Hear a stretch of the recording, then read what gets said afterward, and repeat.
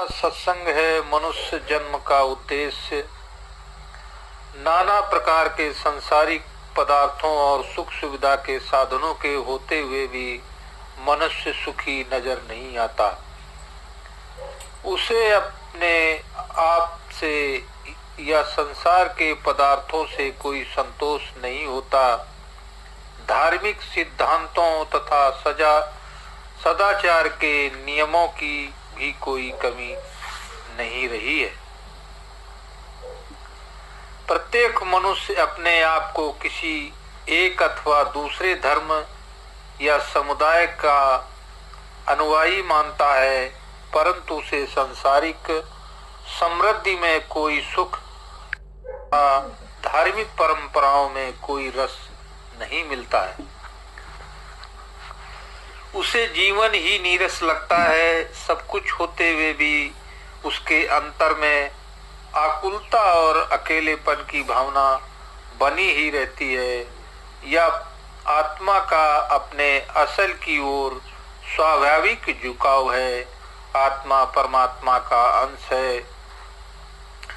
जब तक वापस जाकर वह अपने मूल परमात्मा में नहीं समाती, उसे सच्ची शक्ति प्राप्त नहीं हो सकती। सच्चा धर्म सर्वव्यापी है। हर एक मनुष्य के लिए, सारे संसार के लिए एक ही है। धर्मों का बाहरी स्वरूप एक दूसरे से भिन्न अवश्य प्रतीत होता है, पर अगर हर एक धर्म की तय में पहुंचा जाए तो एक ही उद्देश्य तथा एक ही नियम सब धर्मों की बुनियाद में काम करता नजर आएगा। जो सारे संसार के लिए एक ही है। मनुष्य होने के नाते हम सब एक ही जाति के हैं तथा हमारा आंतरिक स्रोत भी एक ही है। परमात्मा ने मनुष्य पैदा किए।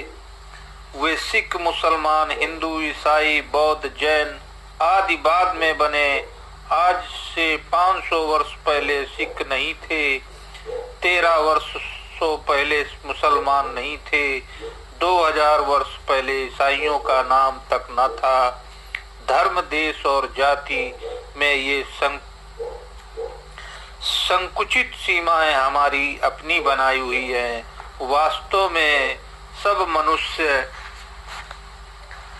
क्या पूर्व के क्या पश्चिम के उस ही परमात्मा के पैदा किए हुए हैं और समान हैं। मनुष्य जन्म का असली उद्देश्य परमात्मा की प्राप्ति है। आवागमन के चक्र से छुड़ाकर मनुष्य को वापस परमात्मा से मिलने के लिए हर देश और समय में संत इस संसार में आते रहे हैं। संतों की यह परंपरा अनादि काल से चली आ रही है। जब संतों महात्माओं का हमेशा एक ही धर्म रहा है, वह है परमात्मा की भक्ति। सबके लिए उनका एक ही उपदेश है, एक ही संदेश है। परमात्मा एक है। वह किसी विशेष जाति या धर्म का नहीं, बल्कि सारे संसार का है। उसकी प्राप्ति ही सब धर्मों का असली उद्देश्य है। संत कहते हैं कि परमात्मा बाहर नहीं, जंगलों, पहाड़ों अथवा मंदिरों मस्जिदों में नहीं है। वह हम सबके अंदर है। बाहरी क्रियाओं, रीति रिवाजों आदि से ना वह कभी मिला है, ना ही मिल सकता है। उसको प्राप्त करने के लिए बार बार घर बार छोड़कर बाहर भटकने की जरूरत नहीं है। संसार में रहते हुए संसार के कर्तव्यों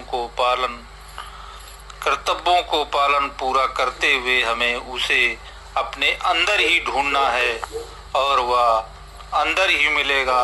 अंदर जाने का भेद केवल संत ही जानते हैं और वह इस भेद को उन्हीं से प्राप्त किया जा सकता है। हमारी आत्मा अविनाशी है, परंतु इसके बारे में हम कुछ नहीं जानते। संसार और इसके समस्त पदार्थ नाशवान हैं, लेकिन उन्हें पाने के लिए हम दिन रात भाग दौड़ में करते रहते हैं। मनुष्य अपने आप से बेखबर होकर मोह माया में उलझा हुआ है, विषय विकारों में फंसा हुआ है। इसीलिए आज सारा संसार अशांत, बेचैन और आकुल है। जो कुछ भी दिखाई दे रहा है वह सब नाशवान है और यहीं पर छूट जाएगा। जो छूट जाने वाले अथवा नाशवान पदार्थ हैं वे हमें स्थिर रहने वाले प्रतीत होते हैं। जो नित्य हैं उसकी ओर हम ध्यान ही नहीं देते। यह देह भी जो हमारे साथ आती है साथ नहीं जाती। फिर इस देह द्वारा हमारा संसार के पदार्थों से जो संबंध है तथा रिश्तेदारों, मित्रों आदि से जो नाता है उसका क्या भरोसा। संत कहते हैं कि धन, दौलत, रूप, यौवन आदि भी स्थिर नहीं रहते। इन पर गर्व करना व्यर्थ है। आयु दिन ब दिन घट रही है। हर एक क्षण, हर एक पल हमें मौत के नजदीक ले जा रहा है, परंतु मोह माया की धारा में बहते हुए जीव को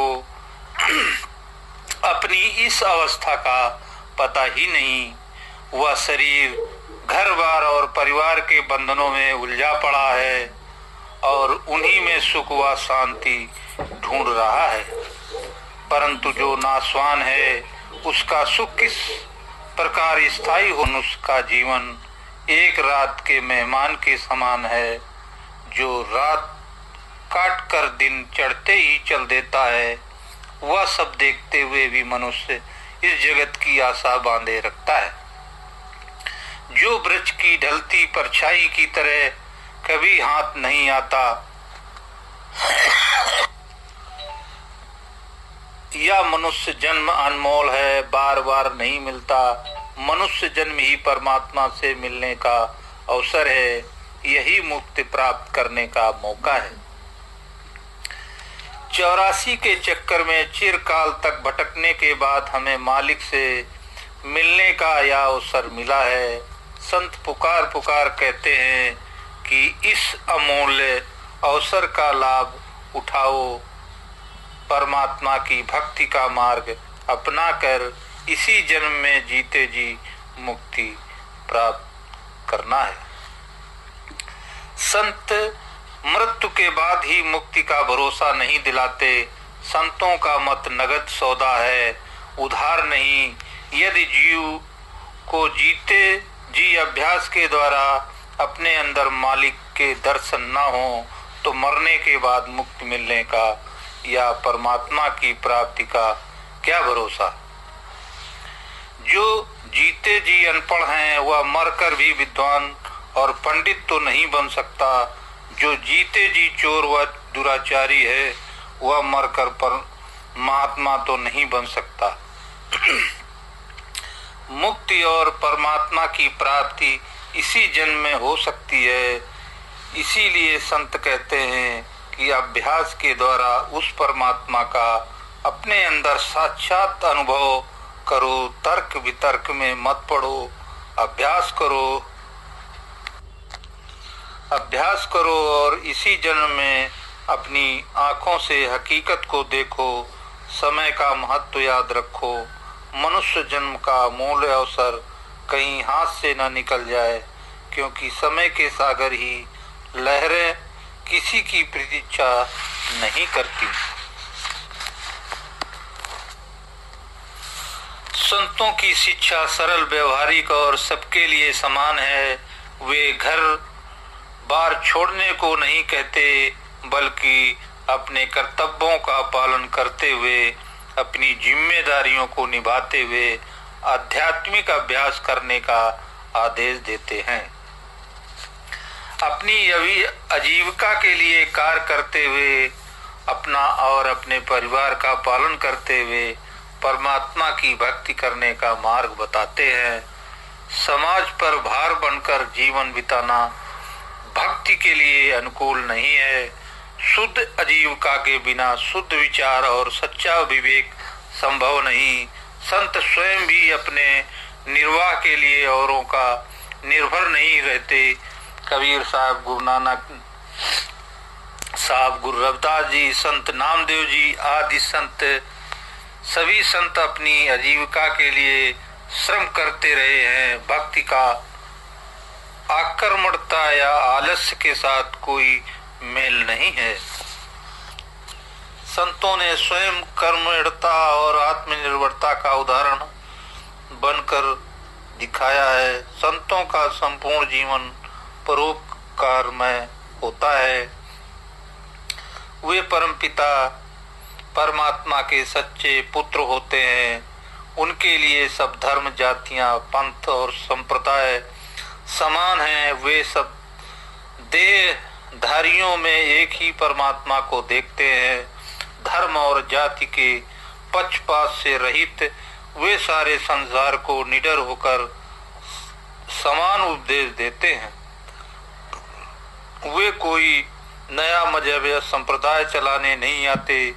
कर्मकांड अथवा पूजा पाठ के नए नियम बनाने नहीं आते और ही न जीवों को बाहर नदियों, पहाड़ों, तीर्थों, व्रतों आदि के भ्रमों में उलझाने आते।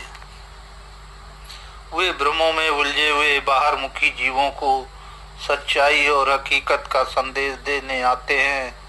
वे जीवों को परमात्मा के सच्चे नाम के साथ जोड़कर अंतर्मुख होने का भेद प्रदान करते हैं। संत कहते हैं कि ये सच्चा नाम लिखने, पढ़ने और बोलने में नहीं आ सकता। परमात्मा के इस नाम और नामी परमात्मा में भेद नहीं है। परमात्मा के नाम की महिमा सभी धर्म ग्रंथों में मिलती है, परंतु यह नाम ग्रंथों और पोथियों में नहीं। उसमें केवल उसका गुणगान है। यह परमात्मा का नाम क्या है और इसकी प्राप्ति कैसे होती है। जिस प्रकार संसार की साधारण विद्याओं की प्राप्ति के लिए हमें उन विद्याओं के जानकार का सहारा लेना पड़ता है, इसी प्रकार आध्यात्मिक साधना में प्रवृत्त होने की इच्छा रखने वालों को अनुभव संतों की खोज करके उसका आसरा लेना होगा।